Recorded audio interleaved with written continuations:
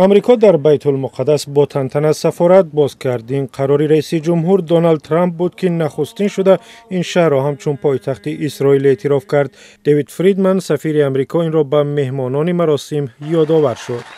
So many have worked so hard and for so long for this day to come. بسیاری ها زحمت کشیدند که این روز فرا رسد. باید به همه آنها تشکر گفت. ولی در اصل این واقعه تاریخی به شرافت شجاعت و ارزش‌های بلند اخلاقی یک نفر امکان پذیر گشت.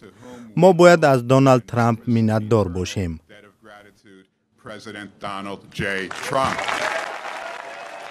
دونالد ترامپ در مراسم در بایتولمقدس حضور نداشت و تنها مراجعه ویدیویی کرد، اما دخترش ایوانکا ضمن افتتاح سفارت سخنرانی کرد. ما رسما و نخستین بار شما را به سفارتخانه امریکا در اینجا در بایتولمقدس پایتخت اسرائیل خیر مقدم میگوییم. تشکر.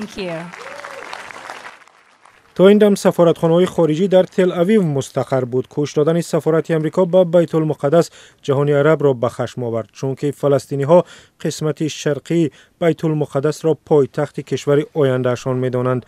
در مرز غزه و اسرائیل فلسطینی‌ها تظاهرات کردند و در نتیجه این برخوردها با نیروهای اسرائیلی 51 نفر کشته شدند و صدها تن دیگر جراحت برداشتند.